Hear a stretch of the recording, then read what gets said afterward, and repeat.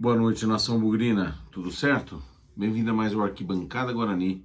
Hoje o Arquibancada de número 223, ok?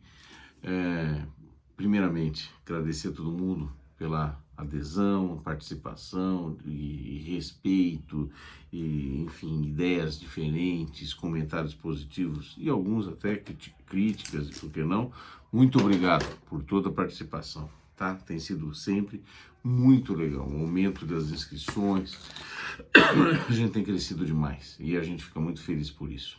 Porque, ao contrário do que está fazendo no nosso time, a gente tem muito orgulho do processo do Arquibancada, do crescimento do Arquibancada Guarani, né? Bom, tivemos mais uma partida hoje. Hoje, Chapecoense 0, Guarani 0. Impressionante a incapacidade que nós temos de marcar gol. Quer dizer, nós temos uma dificuldade absurda de poder criar e concluir a gol. Enfim, nós somos muito pouco efetivos e isso está sendo demonstrado pela classificação nossa.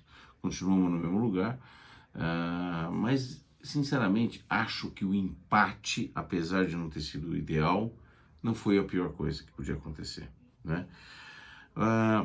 Então vamos começar pela escalação.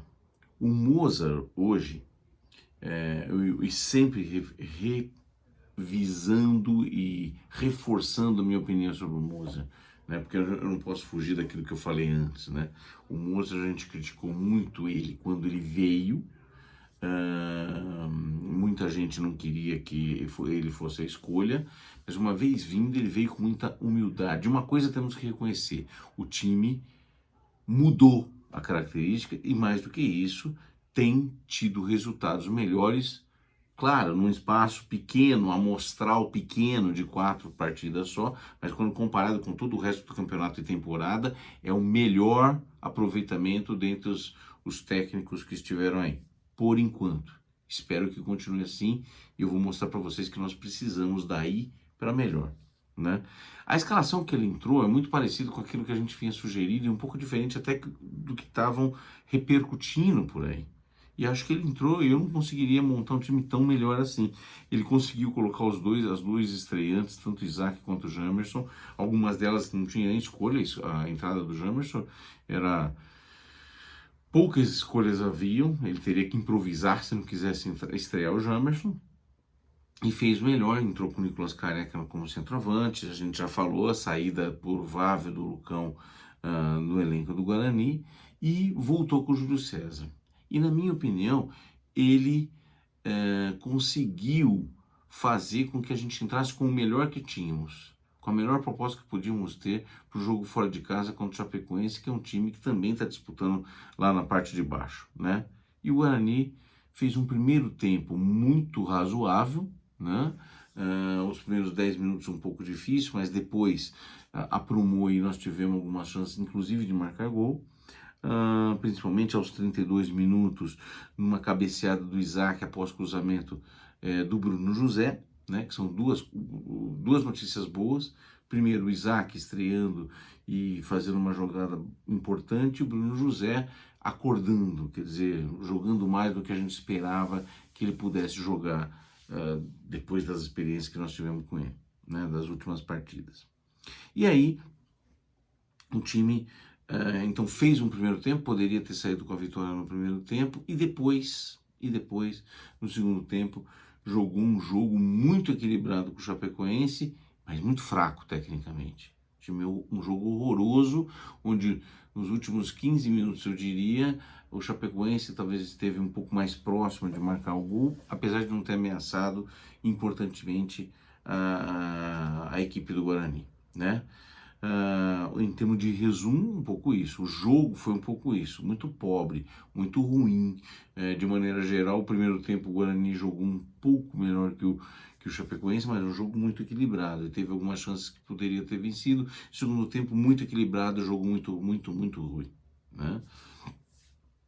No segundo tempo também, o Mozart fez algumas modificações para tentar dar fôlego para a equipe e a gente viu toda a limitação do nosso banco. Foi horroroso. O Mozart não conseguiu melhorar o time piorou. Claramente o time piorou de performance, mesmo colocando um pouco mais de fôlego, e colocou mais fôlego, mas menos cérebro, menos capacidade. Então o time piorou importantemente. Com isso, fazendo um pouco a avaliação individual de cada, dos jogadores da equipe, né? O Kozlinski, eu dou nota 5,5, né? Porque acho que não fez nenhuma grande, não precisou fazer, foi muito exigido, mas também ao mesmo tempo não comprometeu, 5,5. Lucas Ramon fez uma partida só média, equilibradinha, 5. João Vitor, 5. Derlan tomou cartão amarelo, mas fez boa partida, inclusive foi fundamental no primeiro tempo, num corte que fez ali por baixo. Eu gostei do Derlan hoje, achei que ele fez boa partida, inclusive por cima. 6. Jamerson, até por ter sido uma estreia e tudo mais, e cheio de expectativas por a gente não conhecer o rapaz, 6 para ele também. Acho que na marcação, no dia de hoje, é um jogo só, mas ele é melhor que o Matheus Pereira e mesmo melhor que o Eliel. Não vamos cercar tanto de expectativa e esperar os próximos jogos. Leandro Vilela, um jogo apenas mediano, ele erra alguns passos ainda, eu acho que foi um pouquinho melhor do que o jogo contra o Bahia, 5,5. Rodrigo Andrade ainda está voltando, precisando de ritmo, 5. Isaac, uma estreia, uma boa cabeceada, mas como meia não jogou tão bem assim. Enfim, talvez não seja dele, né? 5,5. Bruno José acordou, estava mais acordado, fez uma ou duas boas jogadas, fez algumas boas jogadas, umas 3, 4, mas ainda produziu muito pouco. Bruno José, 5,5. Nicolas Careca, 5 só. Teve muito pouca chance. Eu diria para você que não teve chance claríssima nenhuma. Nenhuma, Nicolas Careca teve chance, né? Ao contrário do gol lá que ele marcou contra o Bahia e que foi anulado.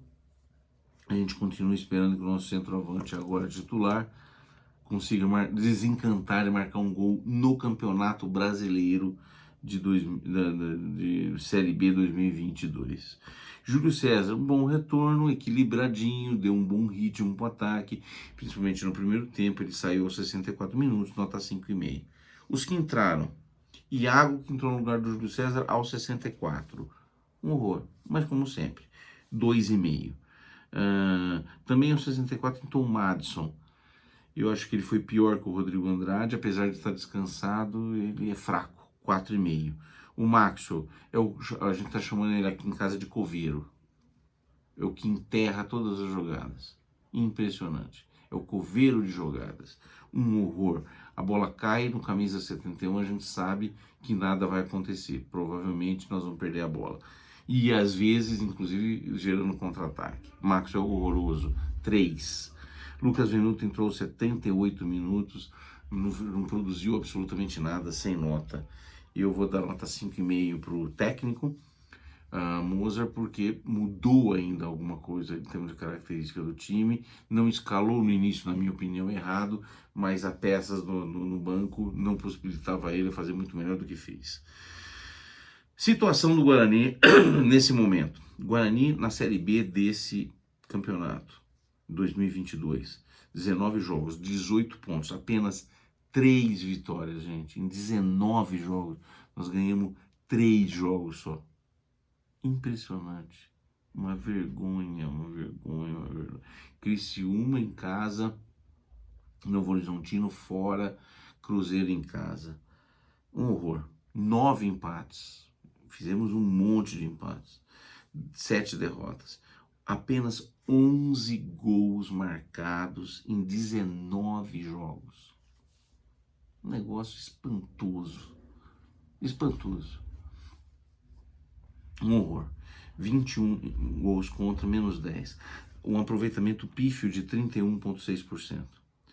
De novo, aquela jogada. Comparativamente com 2020, nesse momento, o Guarani tinha 21 pontos contra os 18, tinha 5 vitórias contra 3 e tinha já marcado 18 gols contra 11. Então, já em 2020, na 19ª rodada, a gente não estava bem, mas já tinha um aproveitamento de 36,8% com o Felipe Conceição. Então, vinha galgando alguma melhora, já muito melhor do que a gente está agora.